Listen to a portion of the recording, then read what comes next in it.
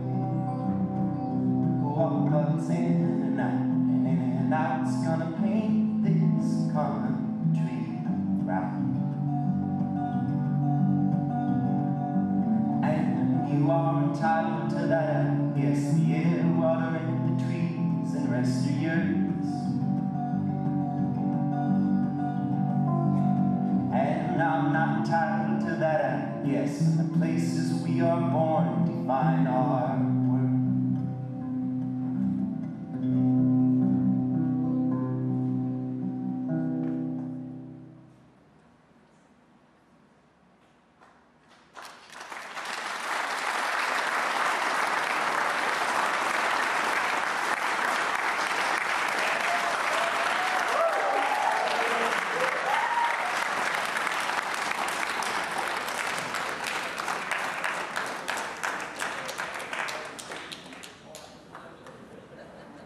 Hello again.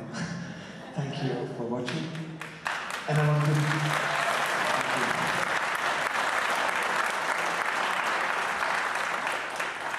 want to thank you first to a person who helped me producing this movie, which without her I couldn't have done this. It's Betty Geck, and she was such a help. And so let's all make an email. Come to her and say, please. Come here, please. And I want to thank Ossie Gag and Martha Mary Gag. Come please on stage. Everybody who's in the movie, please come on stage. I want to introduce everybody here and take a picture together with you. Valentine Manu. Could you come please on stage? Herbert, all the Nair families, and Gertie and Vernon Kreishaber. Patty Nair. Yes, where are you? I don't see you. Bob Muller, great.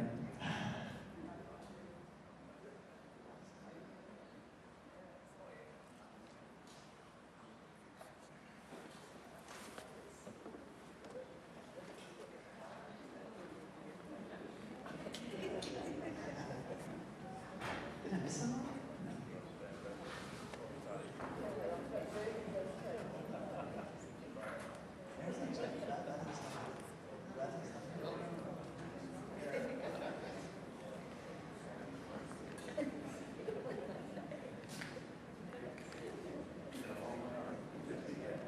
This is my wife also. She did the subtitling and the translation, which was very hard to have like two languages, and we had two subtitlings, German and in English, and the Badish.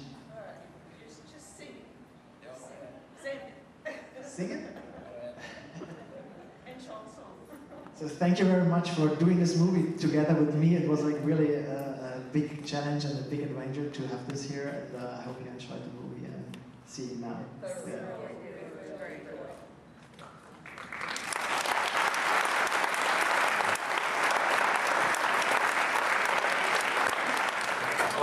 Welcome to Focus on AM 980 KSGM and KSGM980.com. In the studio we have Johanna Sum and we have Betty Valligay here to talk to us about the movie New Offenburg, which was debuted Saturday evening to a good-sized crowd at the Performing Arts Center at the St. Genevieve R2 campus, and all those who watched it thought it was great.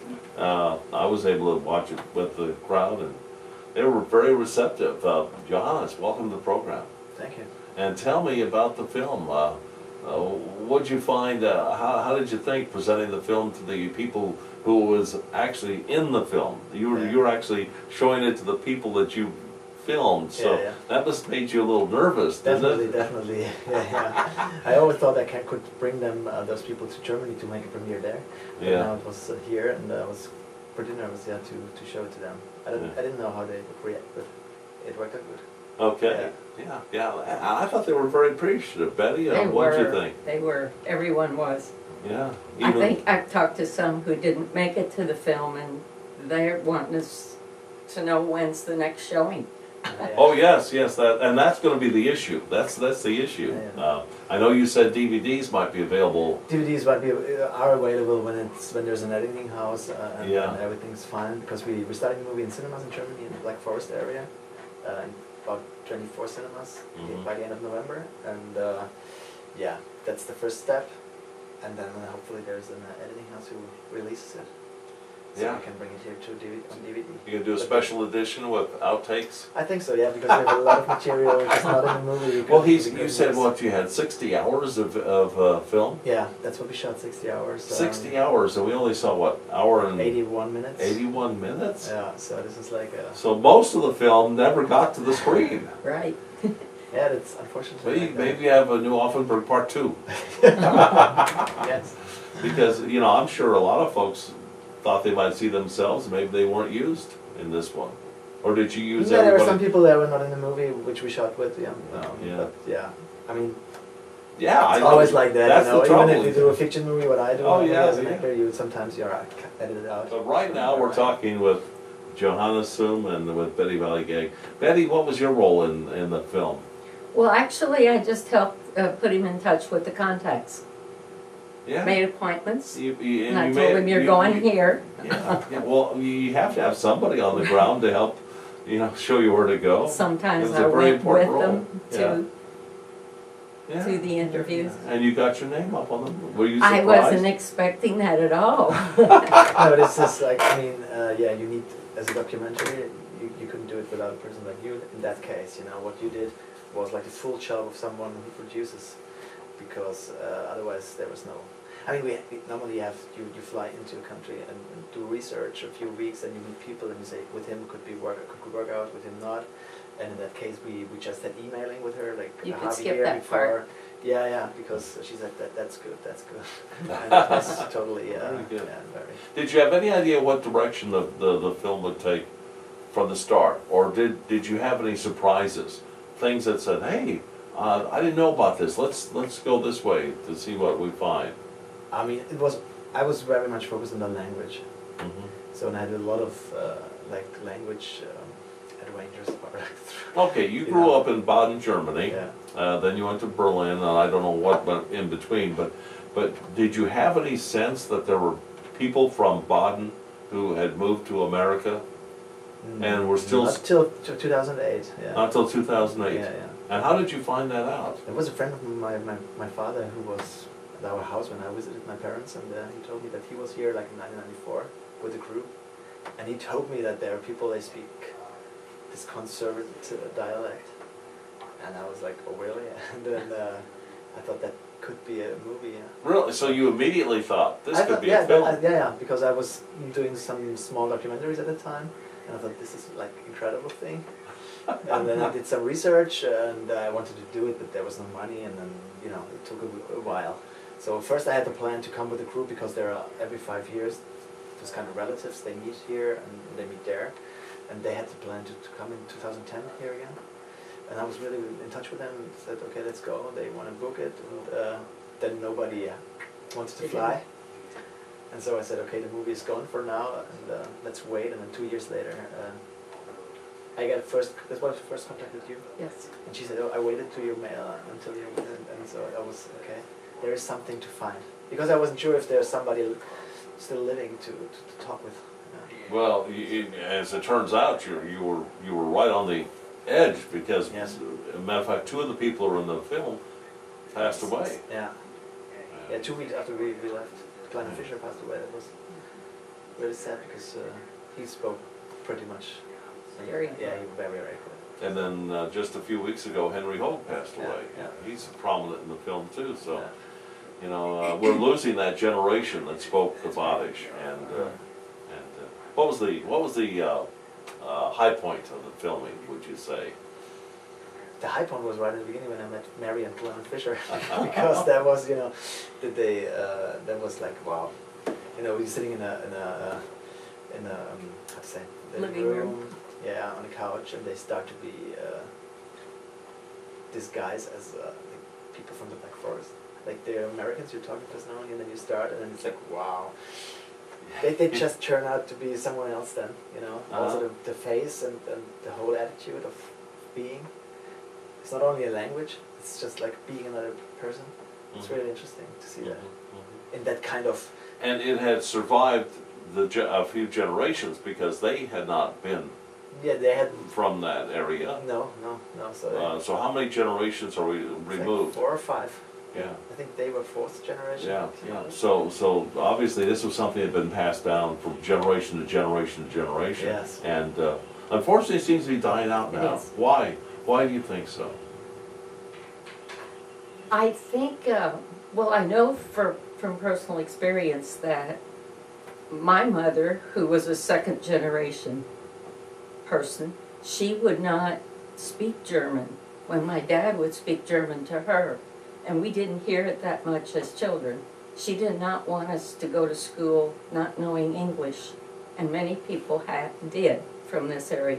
I understand that there was some ostracism Yes. of children who spoke Only German. German. Yes. And they would go to school and they would immediately be subject to Teased, ridicule and yes. teased. And was this by the students or by the fellow I students? think the students. Or even the teachers? I think maybe Did the maybe teachers the say, slap teachers them prodded with them the- quite a bit to learn whack, English. whack them with the ruler on their wrist saying, Right. no, you must speak English now?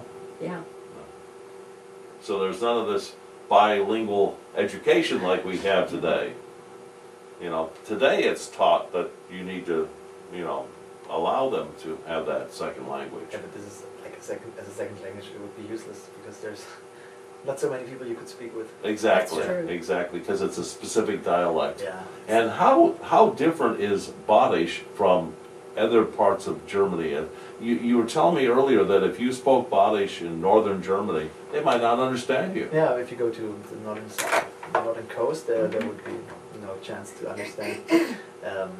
But the southern German parts like Bavaria, Schwabian, they could understand. I mean, Mhm. even to Switzerland and Austria, Yes. they are like, very familiar. Someone from Black Forest goes to Switzerland, he feels comfortable. Okay. So, Yeah, okay. So what's the future for the film? What are you going to do next with the film? yeah, to the cinemas, that's the first thing, Mhm. and then we will see how many audience we get, and then it's a DVD release, and that's it. I mean, then you can Okay. buy it and Yeah, see yeah, it. yeah. People have to see it. Yeah. And we were waiting until now for the festivals because yeah, you have to submit for festivals and to wait, and then Yeah. it was be shown in 3 festivals in Black Forest and in Baden-Württemberg, which is the main county. Okay. What is it? That's some Yeah, county. It's county would be, well, Yeah. you may call it state, I don't state. know. It's a state.